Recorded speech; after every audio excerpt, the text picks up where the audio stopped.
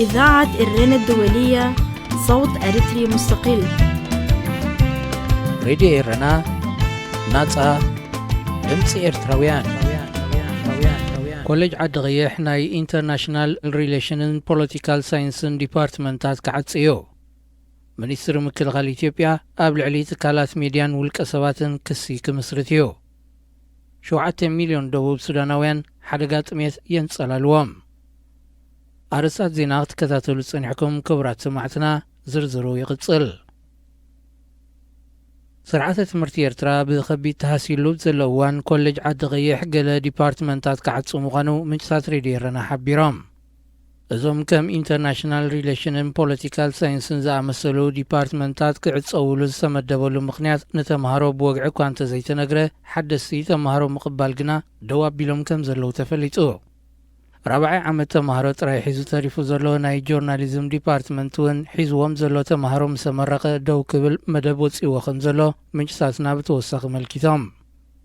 زي بالعلواي بورد كم سو السنة زنقرلو زلو ساني مجمري عمد زواب حفشاوي ماتوي ناي Political Science International Relations مالت 101 كورساتون كابز متصزل عامة تمرتي دو كبل كم سو السنة تفليتو أوشتن وطان بزركبو إيرتراويان ناتقوها هارز متصزلو حدش بوليتيكا وهواهو بفلاي بتمهارو كبيت صل وحديرو بمهلاو منسيات مسارتاو فلطو بوليتيكان أهقراوي ركباتن كي وحللو كونيل كاسا قبري يقبلو نزي حبريتا زلاخو منشسات يملكتو منيستر مكلغال إثيوبيا قابل علقلا والكسباتن تكالات ميديان كسي كمسرت مخانو تقليتو كان منيستر مكلغال إثيوبيا ميجر جنرال محمد تسما بشوعة حملة بزهبو غازيت أو مجلسي أمانغو حزبن سراويتن كرحن تغفت أرنز غوسغوسون حقنت زي ولا حبريتا كم محلالفون الصنحون تكالات ميديان والكسباتن وقعوي كسيك مصرتلهم مدلوات وديو خمزلهم الكثو أذ ميجر جنرال مجلسيو أبزو وانزي كان دعلاما سراويت هاجر سرعة حقي مخبار مخانو حبيرو سراويت إثيوبيا أبوان فتن علوان كثلت لعلوت سبا سلطاناتن نزتفت ركونتات رقيقا عزوز ترامت سواتو زغاخر ميجر جنرال محمد أبتي فتسامي إيد نزنبورم غرامون مزم الكثم تكالات بمتحبار كم سرحة ملكثو منيستر مكلغال إثيوبيا نزوم سم سراويت نمتفاين مسازبين غقع حارز غوسغوسن زولم تكالات ميديان والكسباتن مخصاص أخول مرتعوتات أكي بخمز اللو يقلت انتو نزوم كخصصو تبايلوم زلو نمن نسوم زملكت زرزر حبريتا هابن زلو عبدبو السودان 7 مليون زخون سبات كبير حدقات ميتان صلاليوم كم زلو تقليتو عبد هاجر زنطف قنصل سدتنياتات نروي ابزم محلالفو ناي متحساسب ملغتي وقع حد زكايدو زلو كلهم وجنات جيزاوي تقصي دو ناي مبال سم معناويحم حزبي هصص رديت زرخبلو مقدن تزيتتاتيحو عبد هاجر زسكح تحت ميتن عصبون حزبي كهلق مخانو فليتو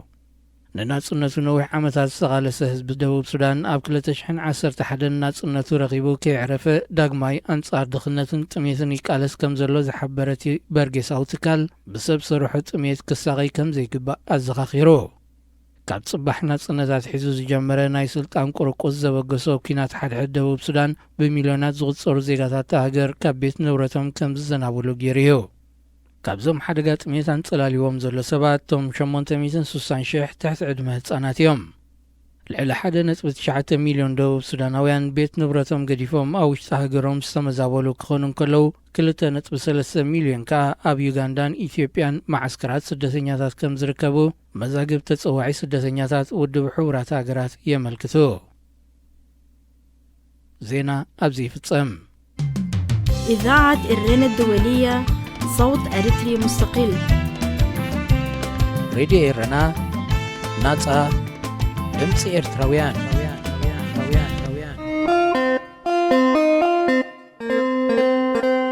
جنا أدم أبراد إيرنا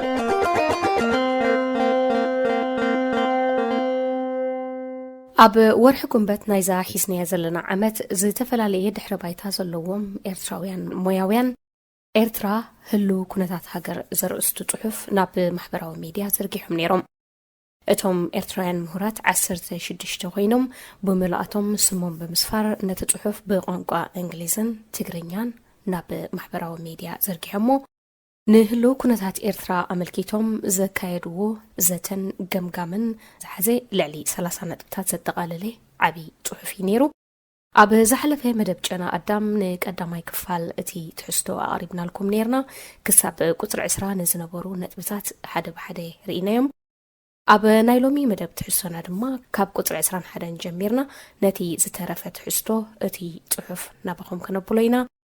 ኣብ ዞባውን ኣህጉራውን ዝምድናታት ዝብል ኣርእስቲ በፂሕና ነርና። ይቕፅል። ሚላድ ፍሬቱ ተልጎሙ ኮይኖም ዝግብቱ ሽባሽ ሚላድ ፍሬቱ ቢናት ስባሕ ቆይ ዘሎ መስወረርቲ ገና ዘኽተመ ግጥማታት ክብሪ ዓውደ ውግእ መሬት ባሕሪ ብኣየር ዘልመመ إيدك إلا حد خوينا كند نسواب كي ورارينا صبات صفي عطني زمد أزماد منك حيرا كل يوم يحبلنا صبات صفي عطني زمد أزماد منك حيرا كل يوم يحبلنا ليسر نقود أيون حقري زي بالمعيونة أبحد السامرون زي مكتوب درقاوي ورار ኤርትራ ህሉ ኩነታት ሃገር ዞባውን ኣህጉራውን ዝምድናታት 21 መንግስቲ ኤርትራ ካብ ዓለማዊ ተነጽሎ ወፂአን ማዕቀብ ተላዒሉለይን ኢሉ ሚሕር ይጽምብል እኳ እንተሃለወ ብመሰረቱ ካብ መላእ ዓለም ክንጸልን ንጻውዒት ኣፍሪቃዊ ሕብረት ስዒቡ ኣብ ልዕሊኡ ብባይቶ ሕብራት ሃገራት እገዳ ክወርድን ዝገበረ መሰረታዊ ምኽንያታት ንምልላይ ግን ዕቱብ ገምጋመን ነብሰ ፍተሻን ኣየካየድን። ብተመሳሳሊ ብኣህጉራዊ ማሕበረሰብ ከም ኣገዳሲ ሓይሊ ቀርኒ ኣፍሪቃ ተጸሚተ ኢሉ እናተሓበነ ሓያሎ ዜጋታት ኤርትራ ናብ ሃገሮም ከይጥረዙ ሓዲርዎም ዘሎ ሸቐሎት ግና ፍጹም ኣይሕሰቦን። ብዙሓት ሃገራት ኤሮጳ ንኤርትራ ብዘርኢ ዘለወን ፖሊሲታት ኣብ ክንዲ ጽላልን ዕቑባን ዝግብኦም ኤርትራውያን ስደተኛታት ናብ ሃገሮም እንተተጥረዙ ክገንፎም ዝኽእል ሓቀኛ ሽግር ኣብ ፍቕዲ ዘእቱ ናብ ዶባተን ከይኣትዉ ንምዕጋት ምእንቲ ክትዕም ተባሂሉ ዝሕንጸጽ ምዃኑ ኣዝዩ ዘተሓሳስብ ነገር እዩ። 22 ካልእ ንኹነታት ሃገርና ዝሓላለኽ ረቋሒ ጂኦፖለቲካዊ ረብሓታትን ዞባውያንን ኣህጉራውያን ሓይልታትን እዩ። ኣባላት ቤት ምኽሪ ምትሕብባር ኸልጅ ብሓፈሻ ንግስነት ስዑድ ዓረብን ሕቡራት ኢማራት ዓረብን ከዓ ብፍላይ ኣብ ዞባና ፍሉይ ፀጥታውን ቁጠባውን ረብሓታት ኣለወን።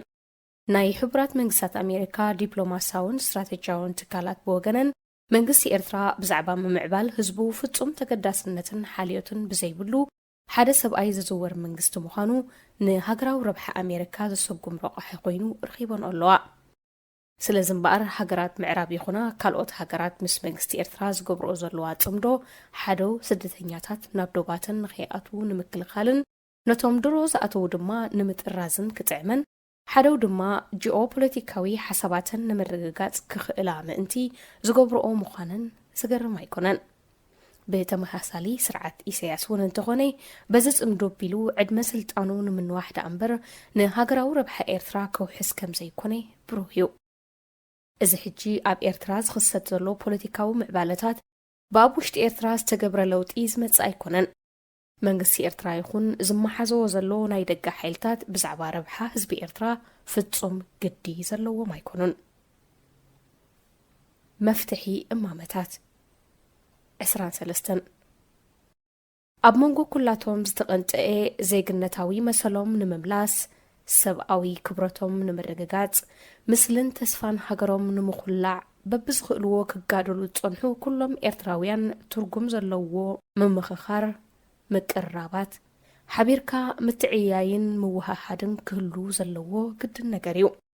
ሃገራዊ ድሕነትን ናይ ደገ ተጻብቆን ዝብል ምኽኒታት ዳግም ስለዘየለው መንግስቲ ኤርትራ ዝፍጽሞ ጥሕሰት ሕግን መዝን ምጽዋር ዝድርኽ ርትዓዊ ምኽንያታት ፍጹም የለን። ሓይሊ ምልካዊ ስርዓት ኢሳያስ ድኺሙ ስለ ዘሎ ኩሎም ኤርትራውያን ረብሓ ህዝቢ ብምቕዳም ብሓባር ክሰርሑ ይግባእ። ፍልልያትና ከነወግድን ሕድሕድ ዕርቅን ምቅርራብን ከነቐድም ኣሎና ኣብ ደገ ብዝነብሩ መንእስያት ኤርትራውያን ዝተጀመረን እናሰፍሐ ዝኸይድ ዘሎን ይኣክል ኤርትራ ትግባእንያ ፕሬዚደንት ኤርትራ እንተዝኸውን ዝብል ቴማታት ዘልዕል ዘሎ ምንቅስቃሳትን ወፍረን ብምሉእ ልብና ክንቅበሎን ብኩል ዓቕምና እንድግፎን እነተባብዑን እዩ ብተማሃሳሊ ነተን ከም ኤሪሳትን ኣሰናን ዝኣመሰላ ነቲ ስርዓት ኢሳያስ ብሒትዎ ዝፀንሐ ናይ ሓበሬታ ሜዳ ንምድፋር ክኢለን ዘለዋ ናይ ሳተላይት ቴሌቪዥን መደበራት ዘለና ኣድናቆት ንገልጽ ይኹን እምበር እዚ ኣብ ግዳም ተፈጢሩ ዘሎ ምልዕዓል ምስቲ ኣብ ውሽጢ ሃገር ዘሎ ናይ ተቃውሞ ምንቅስቃሳት መርበብ ምትእስሳር ክፈጥርን ጽሬትን ትሕዝቶን ፈነወ ቴሌቪዥን ዲያስፖራ ክመሓየሽን ክጸፈፍን ሓያል ጻዕሪ ከደልዩ 24 ኣብ ውሽጥን ግዳምን ዝነብሩ ኤርትራውያን ክንላዓልን እታ ትሕብረናን ትጥርንፈናን ረቑሒት ክንዝክርን ይግባእ ኩሎም ኤርትራውያን ናጻ ሃገር ንኽትህልዎም ሃይማኖታቶምን ድሕረ ባይቶኦምን ብዘይገድስ ብሓባር ተሰዊኦም ከቢድ ዋጋ ከፊሎም እዮም ንናጽነት ኣብ ዝገበርናዮ ተጋድሎ ሓባራዊ ክብርን ስምን ኣሎና እቲ ብቃልሲ ዝፈጠርናዮ ሓባራዊ ሃገራዊ ክብርን እምነትን ከይብሕጎግ ብማለት ኢና ኸኣ ንስርዓት ኢሳያስ ዝተቃለስናሉ ዕላማታት እውን እናቐተሎ ክሳብ ክንድኡ ክንጽምሞን ክንጾሮን ዝፈተና ድሕሪ ሓርነት ናብ ሃገርና ተመሊስና ከይንጣየስ ዕድል ተኸሊኡና ንምውዕልና ኣብ ሱዳን እንበሊ ዘለና ስደተኛታት ንኹን ኣብ ፈቕዶ ሃገራት ኤሮጳ ሎምዶ ጽባሕ ንጥረዝ ንኸውን እናበልና ብፍርሒ ተሸቑሪርና ምዩቕ እናበልና እንነብር ዘሎናን ሓተት ዕቑባ ቀጥ ኣቢሉ ዝጠምረና ሓበራዊ ታሪኻዊ ተመክሮ እቲ ንናጽነትን ልዕላውነትን ልምዓትን ኤርትራ ዝገበርናዮ ገድልን እምበረ መጠን ሕሉፍ መስዋዕትን እዩ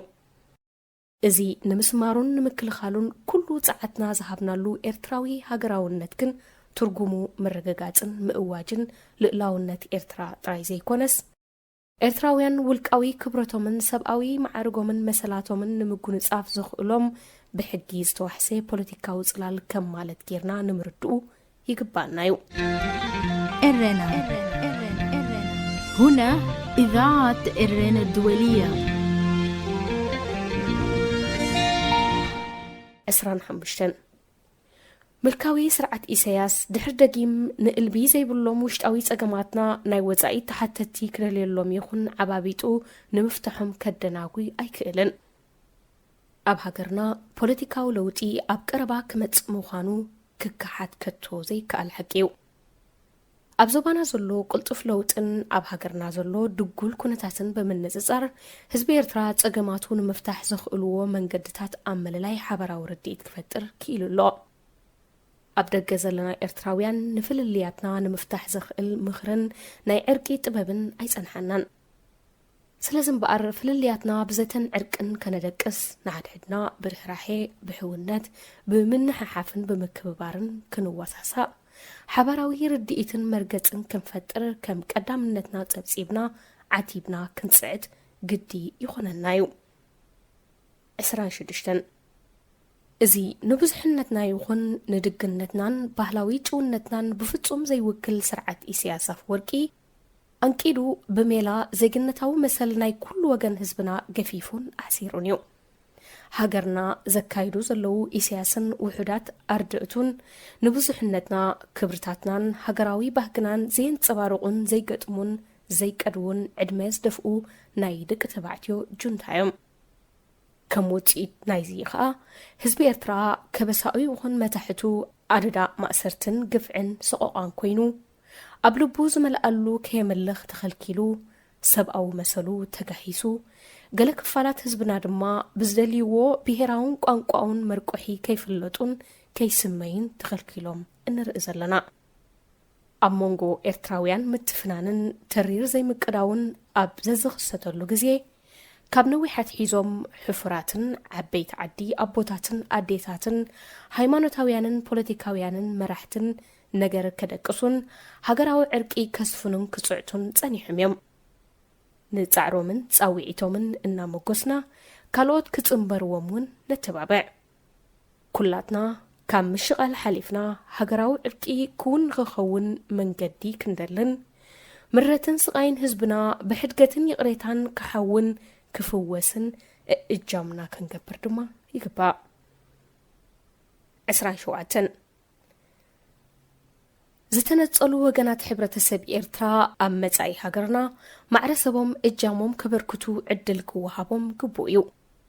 ነዚ ንምጥጣሕ ድማ ብኽፉት ልብን ብጸንባሪ መንፈስን ንቕሬታኦምን ፍሉይ ሽግራቶምን ቶለይልና ዕቱብ ኣተክሮ ክንህብን ምስቲ ኣብ ንሓድሕድና ክርከብ ዝኽእል ዘይምቅብባልን ናይ ተወጻዕኩ ስምዕታን ድማ ብዘይ ሸለልታ ክንጸምድን ኣለና እዚ ሕድሕድ ምክብባርን ጽምዶን ፍሉይ ወጽዓ ንዘለዎም ዝተገለሉ ወገናትና ናይ ዋንነት ስምዒት ዝፈጥር እምበር ንይምሰል ዝግበር ተዋስኦን ምውስዋስን ኮይኑ ከይርከብ ሓቀኛ ጻዕሪ ከድልዮ እዩ ኣብ መጨረሽታ ኣብ ኤርትራ ሓደ ወገን ምርኡይ ቀዳማይ ዜጋ ካልእ ወገን ድማ ጉሉል ካልኣይ ዜጋ ዝበሃል ምክፍፋል ክህሉ ከም ዘይግባእ ክንኣምኖን ብግብርናን ብዕዮናት ድማ ከነመስክሮን ዝግባእ መትከል ምዃኑ ክንፈልጥ ዝግባእና እዩ ብተወሳኺ ባህላዊ ብዙሕነት ንዘለዎም ሕብረተሰብ ዝቐዱ ፖለቲካዊ መትከላትን መርገፂታትን ኣደባትን ክንኩስኩስ ትዕቢትን ዕብለላን ተጻይ ዘላቕ ሰላምን ውህደትን ምዃኑ ክንግንዘብ ክንርዳእ ኣሎና 28 ዝያዳ ዝኾነ ወገን ኣብ ኤርትራ ለውጢ ንምምጻእ ኣብ ዝግበር ዕዮ ፈተውራሪ ኮይኖም ክመርሑ ብቕዓትን ኣኽእሎን ዘለዎም እቶም ሰፍ ዘይብል ብድሆታት እናጽሩ ሃገሮም ዘይሓደጉ ውፍያት ብልህታትን ለባማትን መንእስያት እዮም ተራናይዞም ኣብ ወጻኢ እንርከብ ኤርትራውያን እምበኣር ንምሕያሎምን መስርሕ ለውጢ ንምቅልጣፍ ዘድሊ ንዋታዊ ዲፕሎማስያዊ ዜናዊ ሞራላውን ሓሳባውን ደገፋት ማህብ እዩ 29 እቲ ቅድሚ ሕጂ ምስ ኢትዮጵያ ጸንሐ ሕዱር ጸገማት ድሕሪ ምቅራባት ኤርትራን ኢትዮጵያን መሊሱ እናብኣሰይ ዝኸይድ ዘሎ መንግስቲ ኢትዮጵያ ካብ ህዝቡ ዝተበገሰ ናይ ለውጢ ጥልባት ክምልሽ ቆሪጹ ዝተላዕለ ምዃኑ ይነግር ካብ ሃለወ ሞራላዊ ሓላፍነት ተሰሚዕዎ ምስቲ ህዝቢ ኤርትራ ዲፕሎማስያዊ ለውጢ ንምምጻእ ዘካይዶ ዘሎ ቃልሲ ይደናገጽን ይደጋገፍን ምዃኑ ግልጽ ይገበረን ካብዚ ዝገደደ ድማ ንፕሬዝደንት ኢሳያስ ከይሓነኸ ክንእድን ኩሓሓሕልን ከምኡ ድማ ኣብ ሓያለ ኢትዮጵያውያን ኣስኪኡ ጸንሐ ኤርትራን ባሕራን ንስለ ባህርያዊ ታሪኻውን ሕጋውን ምኽንያታት ትግባአናያ ዝብል ሓፀያዊ ስምዒታትን ዲስኩርን ክቕስቅስን ነዚ ጉዳይ ከም ቀንዲ ፖለቲካዊ ሸቶኦም ገይሮም ዝንቀሳቐሱ ጥሩፋት ወገናት ክጻወርን ጸኒሑን ኣሎን 30 ይኹን እምበር እዚ ኣብ መንጎ ኤርትራን ኢትዮጵያን ተፈጢሩ ዘሎ ናይ ምቅርራብን ሰላምን ሃዋሁ ዝፈጥሮ ዕድላት እውን ኣሎ እዚ መስርሕ ናብ ሰፊሕ ቁጠባውን ፖለቲካውን ምትሕግጋዝ ዘኽእል ብድሌትን ንጡፍ ተሳትፎን ክልቲኡ ሃሳብ ዝድፋእ ሓበራዊ ምዕባለ ፍትሒ ዴሞክራሲን ሰብኣዊ መሰላትን ዘውሕስ ምትእስሳራት ክፈሪ ዝኽእል ተኽእሎ ዝሓቆፈ እዩ እዚ ተኽእሎታት ክገሃድን ዘላቕነቱ ክረጋገጽን እንተኾይኑ ግን ህዝቢ ብቁም ነገር ክሳተፎን ካብ ኤርትራን ኢትዮጵያን ሓሊፉ ንኻልኦት ሃገራትን ህዝብታትን ዞባና ክጽምብርን ኣለዎ 31 ድሕሪ ምቅርራባት ኤርትራን ኢትዮጵያን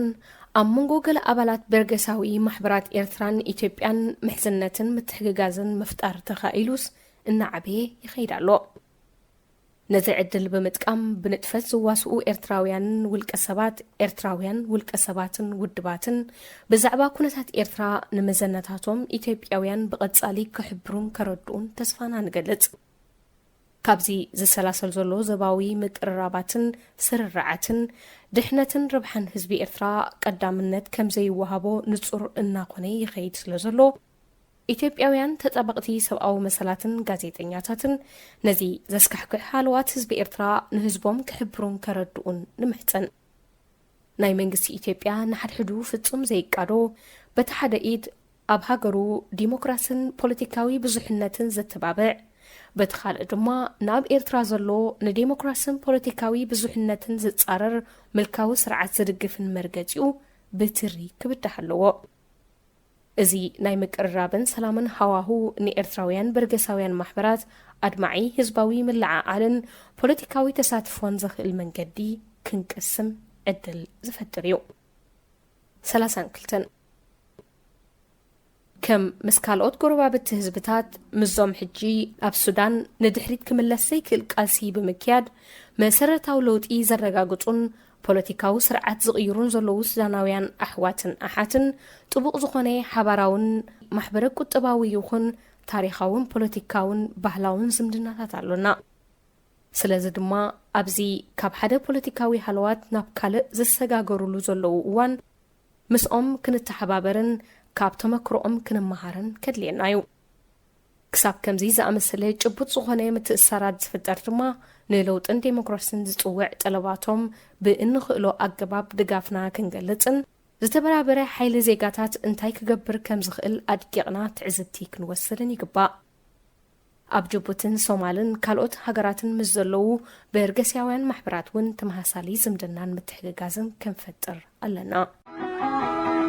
በታሪኽና ዕምሪ ገዛእትና ክንመለሳ በቤትና ባዕልና እንከል ትግሬ ሳኾ ብሌኔታይ ሓማሴናይና ክልስረወታይ ኣስላማይ ክስታናይና በልካ መጉጅጃል ትርፍ ንምንታይ ኣስላማይ ክስታናይና በልካ መጉጅጃል ዘይትርፍ ንምንታይ ዘይሰርብ ነጎዳ ኣይብሉ ንሓገረይ ዘይብል ኣይውለድ ኣብ ሓደ ሰሚዶም ዘይመክቱ ንደርጋዊ ወራር ተጎጂሎም እንደኦም ዘፍርሱ እንዳናምብር እንዳመንፈሪሱ ተሞኽልዮም ንኣሕዋቶም ዝጎትዩ ቃልስናምብር ቃልስመን ተሓስዩ መደምደምታ ወይ ልብዋታት 33 ኢሳያስ አፈወርቅን ህግደፍን ብረብሓ ህዝቢ ኤርትራ ፍጹም ግድ የብሎምን። 34 ከም ህዝቢ ዛጊድ ንብድሆታትናን ከቢድ ሽግራትናን ንምፍታሕ ብዝበቃዕ ኣገባብ ክንዓይ ኣይጸናሕናን። ነቲ ክንገብሮ እንደሊ ብዝኽእል መጠን ኩሉ ዓቕምና ኣይኽተትናን ኣይወደብናን። ንጠለባትን ትጽቢታትን ህዝቢ ኤርትራ ክምልሽ ዝኽእል ስርዓተ ሕግን መንግስታዊ ስርራዓትን ከመይ ክኸውን ከም እንደልዮን ኣብ መንጎ ኤርትራውያን ዘላቂ ሰላምን ርግኣትን ክስፍን ዝበቅዕ ዝበለጸ ፖለቲካዊ ስርዓትን ኣወዳድባታትን ከመይ ክኸውን ከም ዘለዎምን ኩላትና እንሰማማዓሉ ርጡብ ምላሽ ኣይሃብናሉን። ነዚ ሕቶታትን ብድሆታትን ንምግጣም ምንባር ኤርትራውያን ምሁራትን ሞያውያንን ብዙሕነት ቋንቋና ንታሪኻዊ ሓድግታትና ንሃይማኖታዊ እምነትናን ካልእ መንነታዊ መሳርዕናን ኣብ ግምት ዝእቱ ቋማዊ ስርዓት ንምክዋን ኣብ ዝካየድ ቃልሲ ንዜግነታውን ሞያውን ሓላፍነቶም ዝመጥን ተራ ክጻወት ይግብኦም። 35 ኣብ ውሽጥን ወፃእን እንርከብ ኤርትራውያን ስርዓት ኢሳያስ ድሕሪ ምውዳቑ ዘሎ መሰጋገሪ እዋን ርጉእን ሰላማውን ምእንቲ ክኸውን ብዝግባእ ክንዳሎ ኣዝዩ ኣገዳሲ ነገር እዩ። ነዚ ኣብ ግምት ብምእታው እምበኣር ነዚ ዝስዕብ ልበዋታት ነመሓላለፍ። ረብሓ ህዝብና ማእከል ንዝገበረ ዝበለጸ መብጻዕታት ሰውራ ኤርትራ እሙናት ዝኾኑ ኣባላት ሓይልታት ምክልኻል ኤርትራን ፖለቲካዊ ካድረታትን ኢሳያስ አፈወርቂ ስልጣኑ ንህዝቢ ከረክብ ብሰላማዊ መንገዲ ግዲ ክብሉ ማዕርጎምን ስልጣኖምን ብዘይገድስ ኣብ ምክልኻል ይኹን ሲቪላዊ ትካላት ዝርከቡ ምስ ምልካዊ ስርዓት ዝወገኑ ሰባት ጽባሕ ንግሆ ህዝቢ ኤርትራ ብሓላፍነት ከም ዝሓቶም ክርድኡ ይግባእ። ኣብ ዝኾነ ዝለዓል ጉዳይ ኣባላት ሓይልታት ምክልኻል ምስ ህዝቢ ኤርትራ ደው ክብልን ናብ ኣሕዋቱ ጠበንጃ ከይቐንዕን ንጽውዕ። ነቲ ኣብ ውሽጢ ሃገር ዘሎ ተቃውሞ ንኣዳና እናገለጽናን ክብሪ እናሃብናን ከምዚ ኣብ ወጻኢ ዝርከቡ ኤርትራውያን ይኣክል ብዝብል ሓደ ድምፂ ዝተላዕሉ ኣብ ውሽጢ ሃገር ዘለዉ ተቃዋምቲ ዜጋታት እምቢ ንምልኪ ብምባል ህዝባዊ ተቃውሞን ኣብያን ከካይዱ ንጽውዕ። ኩሎም ኤርትራውያን ብሓባር መሰረታዊ ሰብኣዊ መሰላት ዜጋታት ዘኽብርን ንምዕባልን ዕቤትን ሃገር ዘረጋግጽን ቋማዊ መንግስቲ ንምምስራት ክጽዕቱ ንጽውዕ። ኤርትራውያን ምሁራት ሕጊ ሃገርና ከሳቂት ጸንሐ ብኩራት ልዕልነት ሕጊ ንምፍዋስ ብሓፈሻ ነቲ ድሕሪ ምልኪ ክንምስርቶ እንሕልን ዘለና ቋማዊ ትካላት ዘገልግል ብፍላይ ድማ ንሕጊ ባይቶ ካልኣይ ፈራዳ ኣካል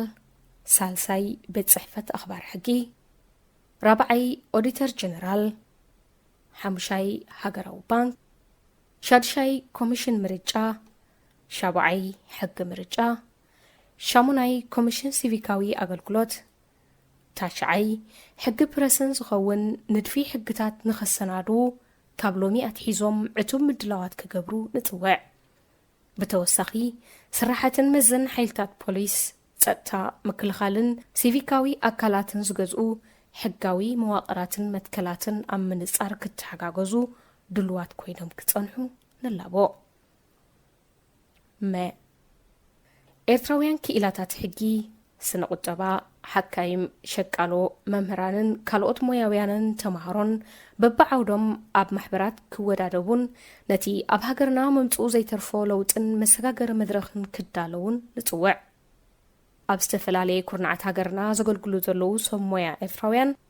ኣብ ከባቢኦም ዝርከብ ህዝቢ ኣንጻር ምልኪ ደው ንኽብል ከንቅሑ ክምህሩ ክውድቡን ከተባብዑን ንጽውዕ ኣብ ወጻኢ ዝቕመጡ ኤርትራውያን ኣንጻር ስርዓት ኢሳያስ ሙሉእ ጸዓቶምን ክእለቶምን ከሰልፉን ክውደቡን ንኩነታት ኤርትራ ኣመልኪቶም ጽልዋ ክህልዎም ንዝኽእል ሰባትን ትካላትን ብቀጻልን ብስርዓትን ከስምዑን ከረድኡን ብልዑል ቁጥሪ ኣንጻር እቲ ስርዓት ሰልፊ ክወጹን ንጽውዕ ብተወሳኺ ንስርዓት ኢሳያስ ካብ እቶት ዜጋታት ዝኽፈል ናይ 200 ግብሪ ኣጽኒዖም ክቃወሙን ነተሓሳስብ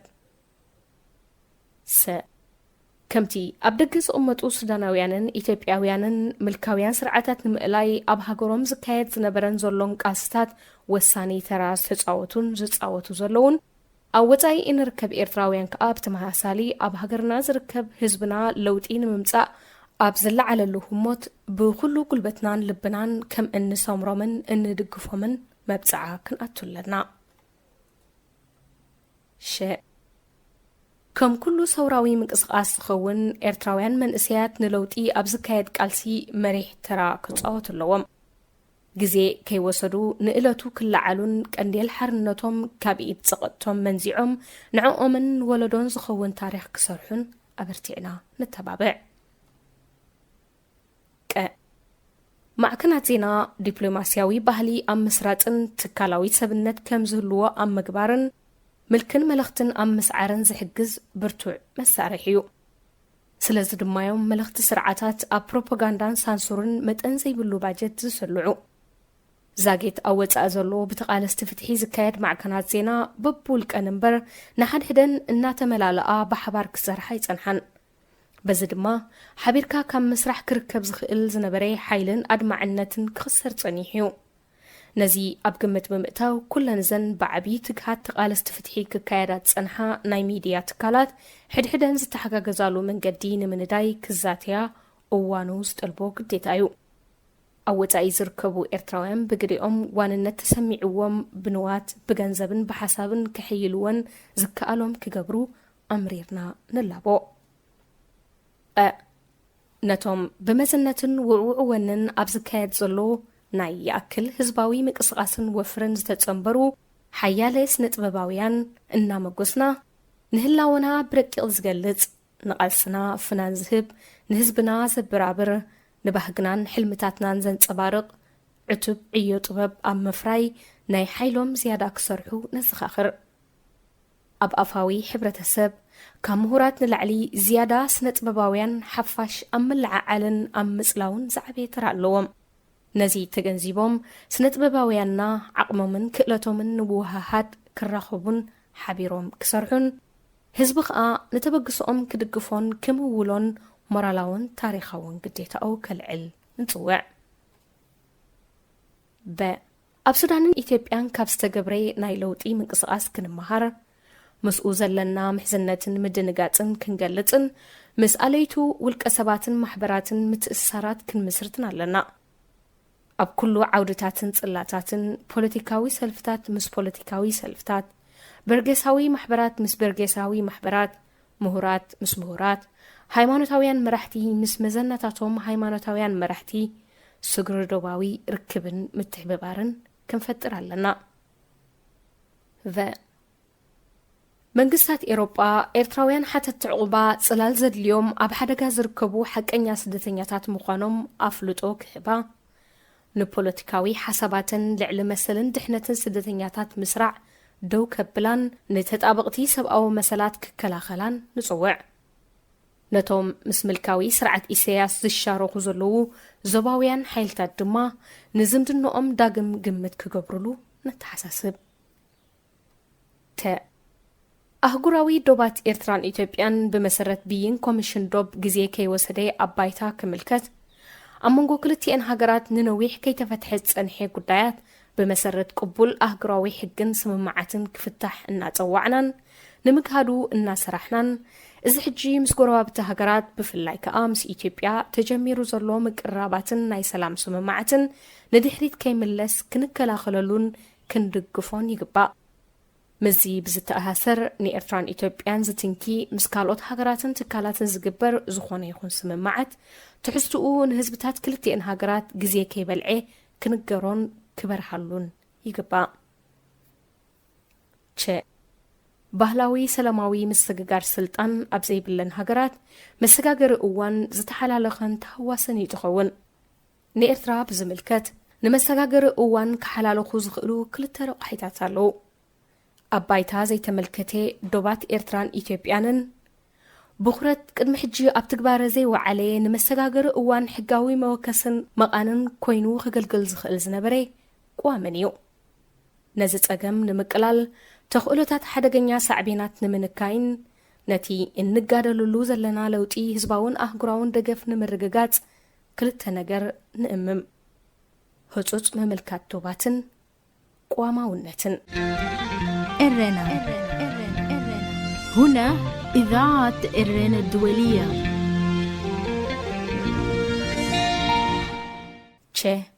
قدامي ኣብ ዝሓለፈ 27 ዓመታት ብሕሱም ዝተማሃርናዮ ሓደ ነገር እንተልዩ ኢሳያስ ኣፈወርቂ ትሕሶ ስልጣኑ ኣብ ሓደጋ ዝወደቑ ኮይኑ ኣብ ዝስምዖ እዋን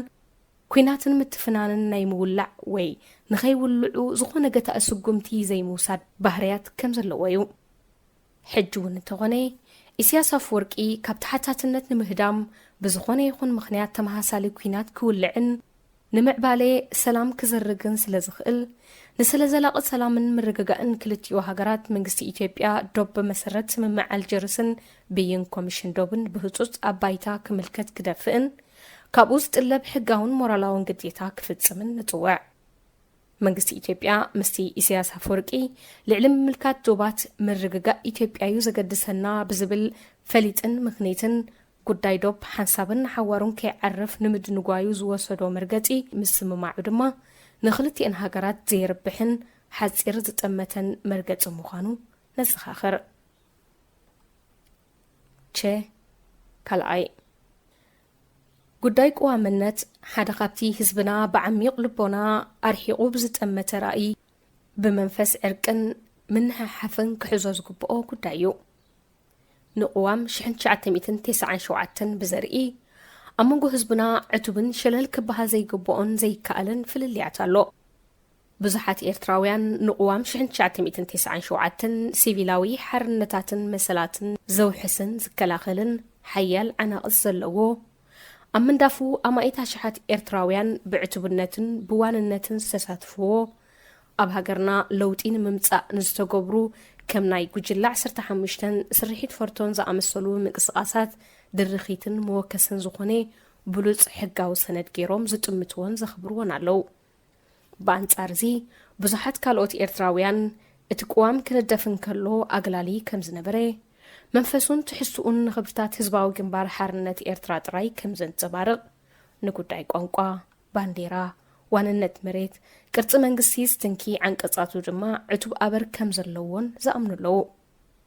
ሕማቕ ኣጋጣሚ ኮይኑ እዚ ደገፍን ተቃውሞን ምስቲ ኣብ ህዝብና ዝርከብ ሃይማኖታውን ጂኦግራፊያውን ማለት ምስልምናን ክርስትናን መታሕትን ከበሳን ፍልልያት ስለ ዝገጥም እቲ ጉዳይ ተሃዋሲ እዩ ኣቐዲምና ከም ዘመልከትናዮ ቋም 1997 እንተደለኻ ትቐበሎ እንተዘይደለኻ ጠንጥኖ ብዘስምዕ ናይ ድርቅና ኣገባብ ከተስገድዶ ወይ ድማ በኣንጻሩ ሓንቲ ከም ዘይረብሕ ጌርካ ክትጽዮኖን ዝከኣልን ዝሰርሕን ኣይኮነን እቲ ዝሰርሕን ዘሰጉምንሲ ክልቲኦም ወገናት ገለ ሕድገታት ብምግባር ማእከላይ መንገዲ ሃሰው እንተበለዩ ሳልሳይ ነዚ ኣብ ላዕሊ ዘመልክትናዮ ኣብ ግምት ብምእታው እምበኣር ንቅዋም 1997 ኣብ መሰጋገሪ መድረኽ ጥራይ ከም ዝለዓለ ሕጋዊ ሰነድን መወከስን ክንሪኦም ክትጥቀመሉን ንእምም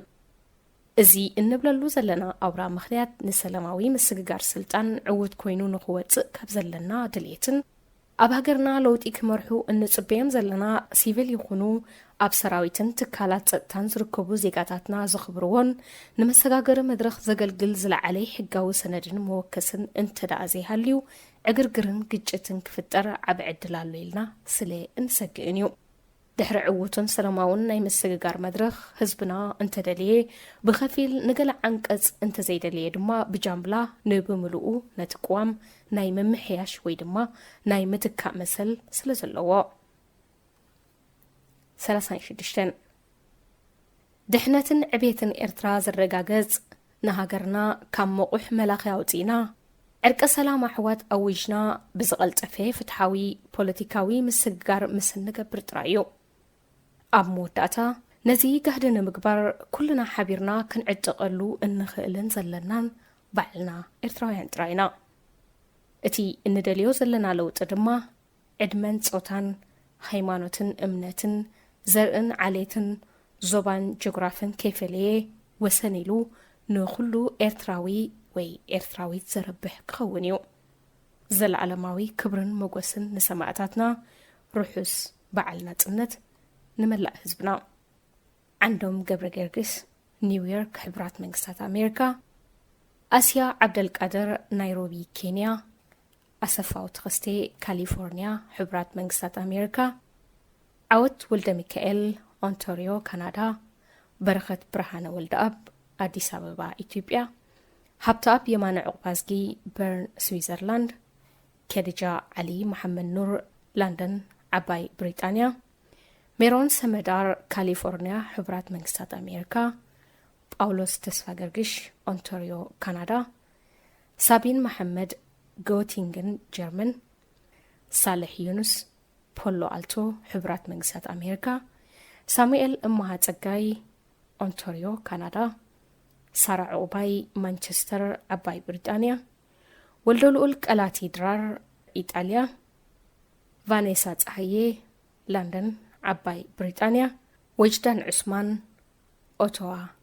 ካናዳ ጨና ኣዳም ኣብ ራድዮ ኤረና ተኸታተልቲ መደብና ናይ ሎሚ ትሕዝቶ እዚ ትከታተልዎ ዝፅናሕኩም ነይሩ ኣብ ዝመፅእ ሰሙን ብካልእ ኣርስቲ ክንራኸብ ኢና ክሳብ ሽዑ ሰሰናይ ንኹልና እናተመንኹ ሰናበተኩም ወይኒ ስሌማኒ ሰናይ ቅነ ኤርትራን ከባቢኣን ኣብ ማዕከናት ዜና ዓለም ሰላም ዝኸበርኩም ተኸታተልቲ መደብ ኤርትራን ከባቢኣን ከመይ ተቐንዩ ዓመ ከምዚ እዋን መራሕቲ ኢትዮ ኤርትራ ወጥሪ 20 ዓመታት ጽልእን ህልኽን ብፍቕሪ ስዒሮም ዝተበጣጽሑ ካብ ውሽጢ ግዳምን ጎረባብትን ዓብ ሞሳን ምስጋናን ረኺቦም ህዝቢ ክልቲኣተን ሃገራትን ጎደቦታትን የውሃናይልዎም ብኹናትን ወረኹናትን ብፖለቲካውን ቁጠባውን ዝርገትን ተሓሚሱ ዝጸንሐ ዞባዊ ምብራቕ ቀርኒ ኣፍሪቃ ክልወጥ ኣብ ኩሉ ዓውድታት ምትሕጋዝ ክግበር ኩለን ጎራብቲ ሃገራት ብዘለውን ሰብኣውን ነዋታውን ጸጋታት ተሓባቢረን ኣብ ጎደና ምዕባለ ሓቢረን ክስጉማ ተኽእሎን ተስፋን ከም ዘሎ ተነጊሩ ኩሉ ደላይ ሰላም ከኣ የውሃና ዘሕለፍናዮ መከራን ስቃይን ዓፈናን ጭቆናን ስደትን ውርደትን ኣይወሓደን ኢሉ ሰሰናዩ ተመንዩ ብዝያዳ ከኣ ኤርትራውያን ካብ ፈቐዶ ኩርና ዓለም ብዙሓት ዜጋታት ካብ ውህሉል ተመክሮኦም ነገራት ከምቲ ክኾንዎ ዝግብኦም ክኾኑ ከም ዘይክእሉ ኩሉ ነገር ከም ድሌት ተጸበይቲ ለውጢ ክኸውን ከም ዘይክእል ነናይ ገዛእ ርእሶም ስክፍታን ሻቑሎትን ከም ዝነበሮም ኣይሓብኡን ይኹን እምበር እቲ ንዓመታት ብምሕደራ መልኪ ሳፂዩን ደኺሙን ዝጸንሐ ወገን ሰሰናዩ ጥራሕ ብምሕላም ኣብ ጎቦ ዘሎ ንፋስ ኣብ ሩባ ዘሎ ከዓ ውሕጅ ክወስዶ ተመንዩ اتعرق سلام ملو عرق سلام كخون هاررتاو قليصو دروز علت قدماي مينستر إثيوبيا أبي أحمد مس موقعستو أسمراتيو نعمتات بخيناتن ورخيناتن دخيموت صنح حزب إرترا ككاب بيت وصيو انقعد حن مصاكايلو نمشتو أبستقبرلو مينسترات لعلوت سبسلطان منግስትን ግንባርን መራሕቲ ሃይማኖት ኣብ ኤርትራ ዝመደበሮም ዲፕሎማሰኛታትን ካልኦት ዕድማትን ዝተረኽብሉ ናይ ድራር እንግዶት ከዓ ፕሬዚደንት ኢሳያስ ህዝቢ ኤርትራ ንቀዳማይ ሚኒስተር ኣብን ጉጅሉኡን ንዝገበሮ ድሙቕ ኣቀባብላ ምርኣያ ሓቀኛ ድሌት ሰላም ምዃኑ ብምግላጽ ዶክተር አቢ ወጥሪ 20 ዓመት ንምድምዳም ንዝወሰዶ ተባዕ ስጉምቲ ሞኪሱ ኣብ ጎድኒ ካሎና ኢልዎ ዶክተር አብ ወገኑ ናቀባብላ ህዝብን መንግስትን ኤርትራ ብምጓስ መድረኽ ሞት አልቦ ሃዋህው ኣይ ሰላማይ ኩናት ኣብቂዑ ተስፉ ጉዕዞ ጎደና ሰላምን ርግኣትን ብምጅማርና ንህዝብታት ኤርትራን ኢትዮጵያን ዮሃና ድሕሪ ምባል ድሕሪ ደጊም ውግእን ወረውግእን ምስማዕ ይኣክል ኢሎ ኣስዒቡ እቲ ቀዳማይ ሚኒስተር ኣብ መንጎ ህዝብታት ኤርትራን ኢትዮጵያን ዝህነፅ ናይ ሰላም ርግኣት ምትሕጋዝን ሽርክናን ድልድል ንህዝብታት ቀርኒ ኣፍሪቃውን ከርብሒ ብምባል ኣብ ዝተፈላለየ ጽላታት ብቐንዱ ከዓ ኣብ ምኽፋት ወደባት ምንቅስቓስ ህዝቢ ካብን ናብን ከምኡውን ምጅማር ኣገልግሎት መጓዓዝያ ነፈርትን ኣፈናዊ ስምዕ ከም እትበጽሐ ሓቢሩ ምስ ኣባላት ስድራ ፕሬዚደንት ኢሳያስ ተላልዩን ኣብ መንበር ገዝኡ ቡን ሰትዩን ኣብ ድርፎ በለስ በሊዑን ከዓ ተመሳጊኑ ንሃገሩ ተመሊሱ ብድሕሪኡ ብ14 ሓምለ ፕሬዚደንት ኢሳያስ ተመሳሳሊ ምብጻሕ ንምፍጻም ኣዲስ ኣበባ ኣትዩ ብመራሕትን ህዝብን ልዑል ኣቀባብላ ተገይሩሉ ዝተፈላለየ ህያባት እውን ተበርኪቱሉ ህዝቢ ካብ ሰላም እምበር ካብ ጽልኡን ኩናትን ዝረቢሐሎን ዝብልን ካልእ ጭርሖታትን ሒዙ ካብ ጻት ንጻት ተሰሊፉ ማዕከናት ዜናን መረባት ሓበሬታን ብተንቀሳቐሲ ስእሊ ብጽሑፍን ድምፅን ነቲ ታሪኻዊ ፍጻሜ ሰኒደንኦ ፕሬዚደንት ኢሳያስ አፈወርቂ ንመጀመርታ ግዜ ኣብ ሚሊኒየም ኣዳራሽ በአምሓርኛ ኣብ ዝገበሮ ሓጺር ዘረባ ድሕሪ ደጊም ህዝብታት ኤርትራን ኢትዮጵያን ክልተ ህዝብታት እዮም ዝብል ታሪኽ ዘይፈልጥ ብምባል ብኹቱር ሓጎስ ዓይኑ ቁፅርፅር ክሳብ ዝብሎ ኣፍ ልቡ እናጠብጠበ ውሽጣዊ ስምዒቱ ገሊጹ ከምኡ ጥራሕ ግን ኣይኮነን ኢሉ ፕሬዚደንት ድሕሪ ሕጂ ዶክተር አቢ ክመርሓና ሙሉእ ውክልና ስልጣን ሂብዮ ኣለኹን ኢሉ ብተወሳኺ ፕሬዚደንት ህዝቢ ኤርትራን ኢትዮጵያን ብደም ባህልን ታሪኽን ዝተሃንፀ ህዝብታት ስለ ዝኾነ ሕጂ ዝፍጠር ሓድሽ ዝምድና የለን ብምባል እቲ ዝተጀመረ መስርሕ ዕርቀ ሰላም ንዞባናውን ብኣወንታ ከምፀሉ እምነቱ ገሊጹ ኣብ መወዳእታ ን20 ዓመታት ተዓፅዩ ዝጸንሐ ኤምባሲ ኤርትራ ምስ አቢ ብሓባር ከፊቶም ዲፕሎማስያዊ ዝምድንኦም ኣመሓይሾም ፕሬዚደንት ኢሳያስ ንኤርትራ ተመሊሱ እንተኾነ ኣብ ኣስመራ ምስ ኣተወ ግን ነቶም ኣማዕርፎ ነፈርቲ ኣስመራ ከጽበይዎ ዝጸንሑ ሚኒስተራቱ ከምቲ ኣብ ኣዲስ ኣበባ ዘርኣዮ ናይ ሓጎስ ፍሽኽታ ሰላም ኣይበሎምን በቲ ዘርኣዮ ጀስቸር ከዓ ሽዑ ንሽዑ ንነቕፌታ ተቐሊዑ ይኹን እምበር ብዙሓት ናይቲ ዝቐነዮ ድኻሚ ዝኸውን ብምባል ሰሰናዩ ጥራሕ ናብ ምሕሳባት ሂቦም ከምቲ አቢ ናብ ስልጣን ምስ መጸ ዝገበሮ ፕሬዚደንት ኢሳያስ መቐረት ዕርቀ ሰላም ንኽዕምር እሱራት ክፈትሕ ማኣዲ ዘትሕዋት ክሰርዕ እቶም ነዊሕ ዓመታት ዘገልገሉ ክጣየሱ ንዝተሰዱ ክምለሱ ተስፋ ክህብ ሕረስ ሓረስታይ ንገድ ነጋዳይ ክእውጅ ከምቲ ናብ ኣዲስ ኣበባን ባህር ዳርን ዝገበሮ ዑደት ናብ መቐለ ክኸይድ ወይ ንሰብ መቐለ ዓዲሙ ነቲ ዕርቀ ሰላም ሙሉእ ክገብሮ ዝተጸበየ ህዝቢ ውሑድ ኣይነበረን ግን እቲ ዕርቀ ሰላም ካብ ዝፈራረም ዓመቱ ገይሩ ኸብቅዕ ኣብ ኤርትራ ነገራት ክጋደድ እምበር ክመሓየሽ ኣይተረኣየን እኳ ደኣ ኣብ ዝሓለፈ ዓመት ህዝቢ ብዘይተጸበዮ ደረጃ ገሰስ ሰብኣዊ መሰላት ኣብ ኤርትራ ቀጺሉን ኣስፋሕፊሑን ዓፈናን ምሕራም ሓበሬታን ቀጺሉ ኣብ ዝተፈላለየ እዋናት ዝተኸፍተ ዶባት ሃገር ኩሉ ተዓጺዩ እቲ ብምኽፋት ዶባትን ምብጻሕ ሓዛብን ዝተሰብሮ ወጥሪ 20 ዓመት ደስኪሉ እቲ ሓዲሩ ዝነበረ ተስፋ ብጥርጣረ ተጎቢኡ መንእስያት ኣብ ክንዲ ናብ ሃገርን ናብ ቤትን ናብ ጎደቦታትን ስደትን ውሒዞም ሽዑ ምስ ፕሬዚደንት ሓቢሮም ዝተጓዕዙ ጋዜጠኛታት ዝሃብዎ ንውልቃዊ ተምሳጦም ዝገልጽ ርእቶታት ኣብ ጋዜጣ ሓዳስ ኤርትራ ተሓቲሙ ተዘርጊሑ ነይሩ ን20 ዓመታት ኣብ ወጥሪ ዝጸንሑ ኣህዛብ ብፍቕሪ ክትሓቋቑፉ ዝመስከረ ሰብ ውሽጣዊ ስምዒቱ ዝገልጸሉ ኣገባብ ክፈላለ ዝኽእል እኳ እንተኾነ ብዙሕ ኣይረሓቕን እዩ ግን እቶም ሽዑ ዝመሰሎም ዝበሉ ጋዜጠኛታት ሎሚ ድሕሪ ዓመት እንተዝሕተቱስ እንታይ ኮንበሉ ይኾኑ ሽዑ ክቡር ቀዳማይ ሚኒስተር ኢትዮጵያን መሳርሕቱን ካብ ጎድኒ ክቡር ፕሬዚደንት ኢሳያስን ምስኡ ዝገሸ ላዕለዋይ ጉጅልኡን ከይተፈልዩ ዘርኣይዎ ምዉቕን ምቕሉሉን እንግዶት ክትዛረበሉ ዝከኣል ኣይኮነን ኩሉ ልዕሊ ትፅቢትን ኣእምሮን ሰብ ነይሩ ብምባል እቲ ፍጻሜ ዝድነቕ ምንባሩ ጠቒሶም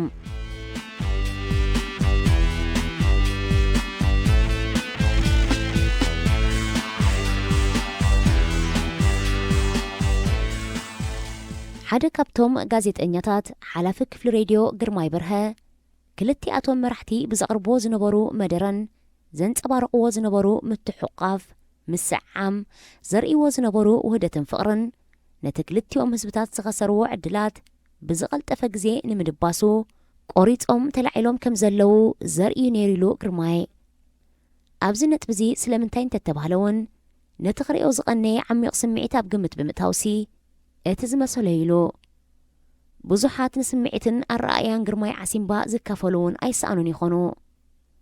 ግርማይ ብምቕጻል ናይ ፖለቲካ ስራሕ ኣብ ጠረጴዛ ኮፍ ኢልካ ዝውዳእ ዘይኮነስ ናይ ህዝቢ ንጡፍ ተሳትፎን ደገፈን በቲ ሓደ ናይ መራሕቲ ምቕሉልነትን ምሕዝነትን ድማ በቲ ካልእ እቲ ዝዓበየ ረቑሕ ምዃኑ ዝተንጸባረቐሉ ህሞት ኮይኑ ይረኺበ ኢሉ እቲ ጋዜጠኛ ግን እቲ ዝሓለፈ ብፍላጥ ክርስዖ እንተዘይደልዩ እቲ ምስ መለስ ዝነበረ ሕሉፍ ፍቕሪ ናብ ዕውር ጽልእን ህልኽን ቅድሚ ምስካሩ ልክዕ ከም ዝሕጂ ዝተረኣየ ናይ ኣብ ዝምድና ምንባሩ ይፈልጥ እዩ ግርማይ በርሀ ክቡር ፕሬዚደንት ኢሳያስ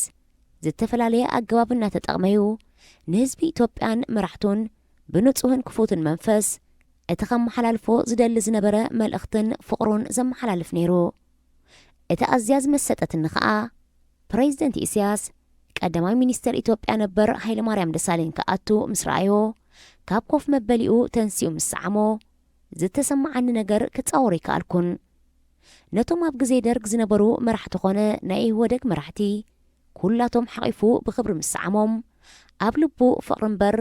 ቂምታ ዘይምህላዊኡ ዘርእየካ ክብል ስምዒቱ ገሊጹሎ ግን ግርማይ ንሱ ጥራሕ ድዩ ዝፈልጥ ከም ተጋዳላይ ህዝባዊ ግንባር ንባህሪ ፕሬዚደንትን ፖለቲካዊ ኩነታት ኤርትራን ኣዕርዩ ይፈልጥ እዩ ግን ንሱ ምናልባት ድኾን ሓደ እዋን ሃይለማርያም ደሳለኝ ምእንቲ ሰላም ኣስመራ ከይደ ክዛተ ይኽእል ምስ በለን ርእይቱ ምስ ሃበን ፕሬዚደንት ኢሳያስ እዚ ሰብኣይሲ መን ኢኻ እንትበልዎስ መን የኽብል እዩ ብምባል ብኣቃጫጭ ከም ዘናሸዎ ኣይርስዖን እዩ ምናልባት ግን ፕሬዚደንት ኢሳያስ እውን ነቲ ሽዑ ዝበሎ ንምፍዋስ ኢሉ ደኾን ደኣ ኮይኑ ተንሲኡ ሰላም ኢልዎ ዘየብሉን ኣይኮነን ምኽንያቱ ፕሬዚደንት ኢሳያስ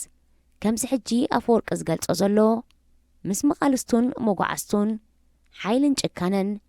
ታህዲድን ምፍራሕን እምበር ክፉትን ንጹህ መንፈስን ርኢናሉ ስለ ዘይንፈልጥሲ ንብዙሓት ግር ኢሉናዮ ግርማይ በርሀ እቲ ንፕሬዚደንት ዝተለገሰሉ ህያባት እውን ከም ዘድንቆ ብምሕባር ንኢትዮጵያ ቅድሚ 21 ዓመት ከም ዝፈልጣን ከተማታት ኣዲስ ኣበባን ኣዋሳን ከምቲ ዝነበረኦ ኣዝየን ሰፊሐንን ማዕቢለንን ከም ዝረኸበን ንቁጠባውን ዕቤትን ገስጋስ ዝገልጹ ሓያል ስራሓት ከም ዝተዓዘበን ዶባዊ ግጭት እንተዘይጋጥም እቲ ምዕባለ ኣበይ ክበጽሕ ይኽእል ምንባሩ ብሰንኪ ኩናት ንልዕሊ 21 ዓመታት ዘይረኸቦም 6 ኣሕዋቱን ኣሞታቱን ከም ዝረኸበ ጽሒፉሎ ምስ ስድራ ቤቱን መቕርቡን ምርኻቡ ዘሐጉስ እዩ ኩናት መን ጀመሮ መን ኣሳወሮ ዝብል ዘረባ ንድሕሪት ገዲፍና ኩናት ንኽልቲኡ ህዝብታት ንኽልቲኡ ሃገራት ካብ ምዕባለን ዕቤትን ከም ዝዓናቕፍ ፍሉጥ እዩ ግን ኣይ ከም ኤርትራን ኢትዮጵያ ምስ ዕቤትን ዕድላት ጸጋታታን ግርማይ በርሀ ዓሲምባ ክሳብ ዘስተፍለሉ ሶጊማን ዓብያና ኤርትራ ግን ብዘይምግናን ብዝጭበጥ ዝርዝራት ብዝግለጽ መርትዖ ብውሕዱ 30 ዓመታት ንድሕሪት ተመሊሳላ ሰኣላይ ተኣዛዝ ኣብርሃ ንኹሉ ፍጻሜታት ዓቕሙ ብዘፍቀዶ ብስእሊ ከም ዝሰነዶ ብምግላጽ ፕሬዚደንት ነቲ ውዑ ኣቀባብላ ግብረ መልሲ ንምሃብ ኣፍ ልቡ እናሃረመ ኣብ ዝተፈራረቐ ስምዒታት ኣትዩ ዝገብሮ ዝነበረ ጣቂዒት ሰላምታ ፍሕሹው ገጽ ሓቒፍካ ምስዓምን ካልእን ናይ ፍቕርን ናይ ልቦናን መልእኽቲ ዘለዎ እዩ እዚ ዝወለዶ ኣብ ህዝቢ ዝረአ ዝነበረ ናይ ብኽያት ዋጭዋጭታን ሆይሆይታን ስምዒታት ካብ ዝኽሪ እምሮይ ዘይሃስስ ይኽብል ምስክርነቱ ሂብሎ እቲ ንተኣዛዝ ዘደንቆን ዘሐጎሶን ምጥፍጣፍ ኣፍ ልቢ ግን ንብዙሓት ኤርትራውያን ፕሬዚደንትና እምበርዶስ ብድሓንዩ ይቢልዎም ምኽንያቱ ቅድሚ ሽዑ ገናሕን ሃዳድን ምስልን ገጽን እምበር ከምኡ ዝኣመሰለ ጠባይን ባህርን ርኢናሉ ስለ ዘይንፈልጥ ሰኣላይ ኣፈወርቂ ብወገኑ ነቲ ዝነበረ ፍጻሜ ብኣካል ምስ ተዓዘቦን ብካሜርኡ ክስንዶ ምስ ጀመረን ዝተሰምዖ ባህታን ሓጎስን ደረት ከም ዘይነበሮ ይገልጽ እሞ እቲ ኣብ መንጎ ክልቲኦም ኣሕዋት ህዝብታት ን20 ዓመታት ዝቐጸለ ድልድል ጽልኢ ባእስን ቅርሕንትን ኣብ ኣዝዩ ቁልጡፍ ግዜን ካብ ትጽቢትና ወፃእን ከምዚሉ ናብ ሰላምን ፍቕርን ምቕያሩ ክትኣምኖ ቀሊል ኣይኮነን ሳላ ክልቲኦም መራሕቲ ዝወሰድዎ ንዘለኣለም ተዘካሪ ተባዕ ውሳኔ ግን እቲ ዘይከኣል ዝመስል ዝነበረ ድሮ ተኻኢሉስ ኣብ ፍቕርን ሰላምን በፂሕና ብምባል ስምዒቱ የቐምጥ ነዞም 3 ጋዜጠኛታት ሕጂ ድሕሪ ዓመት ሃለዋትን ህይወትን ኤርትራን ህዝብናን መስርሕ ዕርቀ ሰላምን ከመይ ከም ዘሎን እንታይ ከም ዝስምዖምን እንተዘካፍሉና ብዙሕ ሰናይ ምኾነ ግን ከኣ ኣብቲ ዘለዎ ትካልን ሃገርን ኮይኖም ነቲ ስርዓት ዘሐጉስን ዝምጉስን እምበር ነቲ ሓቂ ዝገልጽን ዘንጸባርቕን ነገር ከቕርቡ ትጽቢት ስለ ዘይንገብር ኤርትራና ኣብዚ ዝሓለፈ ዓመት ከቢድ ገሰስ ሰብኣዊ መሰላት ከም ዝተኻየደላን ብብዙሓት ሃገራውያንን ኣህጉራውያንን ሰባትን ትካላትን ተጣበቕቲ ሰብኣዊ መሰላትን ትንቀፍ ምህላዋ ኣብ ግምት ብምእታው እቲ ዝተባሃለ ሰላምን ዝተሓልመ ለውጥን ኣብ ኤርትራና ምንም ኣሰር ይብሉን በንጻር እኳ ደኣ እቲ ድሕሪ ዕርቀ ሰላም ዝነበረ ኩሉ ባህግን ትጽቢትን ባይታ ዘቢጡ ስርዓተ ምልኪ ኣጽፋር ጭቆንኡ ኣብሊሑ ብኹሉ ዝኽእሎ ዘበለ ንህዝቢ ይብሕጅሮ ከም ዘሎ ጋዲ ኮይኑሎ ኣብ ርእሲ እቲ ዜጋታት ኣብ ዝተፈላለየ ኩርና ዓለም ይእከል ዝብልዎ ዘለው ትማሊ ሰንበት እውን ኣብ ኢጣልያ ዝርከቡ ኤርትራውያን ነቲ ኣብ ዝሓለፈ ዓመት ዕርቀ ሰላም ካብ ዝእወጅ መንግስቲ ንዝፍጽሞ ዘሎ ግሰት ሰብኣዊ መሰላት ብምዃናን ይእከል ክብሉ ውዒሎም ኣለዉ ህዝቢ ኣብ ዝነደረሉን ኣብ ዝሰመረሉን እዋን ከዓ እቲ ግፍዒ ክውዳእ ምዃኑ ኣይጠራጠርን እዩ إذاعة الرنا الدولية صوت أريتري مستقل راديو إيرنا ناصا دمص إرتراويان